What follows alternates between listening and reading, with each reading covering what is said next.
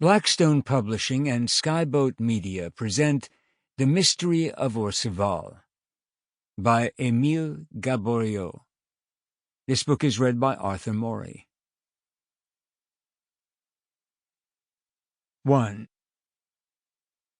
On Thursday, the 9th of July, 1860-something, Jean Bertaud and his son, well known at Orcival as living by poaching and marauding, rose at 3 o'clock in the morning, just at daybreak, to go fishing.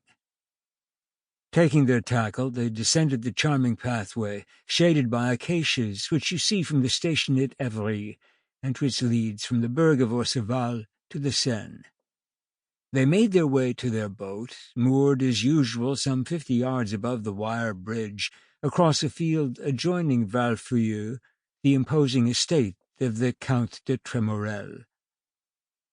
Having reached the river-bank, they laid down their tackle, and Jean jumped into the boat to bail out the water in the bottom. While he was skillfully using the scoop, he perceived that one of the oar-pins of the old craft, worn by the oar, was on the point of breaking. "Philippe!" cried he to his son, who was occupied in unravelling a net, "bring me a bit of wood to make a new oar-pin." "All right," answered Philippe. There was no tree in the field. The young man bent his steps toward the park of Valfeuilleux, a few rods distant, and, neglectful of Article 391 of the Penal Code, jumped across the wide ditch which surrounds Monsieur de Tremorel's domain. He thought he would cut off a branch of one of the old willows, which at this place touched the water with their drooping branches. He had scarcely drawn his knife from his pocket, while looking about him with the poacher's unquiet glance, when he uttered a low cry. "Father! Here, father!" "What's the matter?" responded the old marauder, without pausing from his work. "Father, come here!" continued Philippe. "In heaven's name, come here quick!"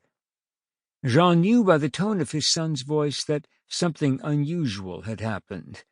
He threw down his scoop, and, anxiety quickening him, in 3 leaps was in the park. He also stood still, horror-struck, before the spectacle which had terrified Philippe. On the bank of the river, among the stumps and flags, was stretched a woman's body. Her long, dishevelled locks lay among the water shrubs. Her dress of grey silk was soiled with mud. Sample complete. Ready to continue?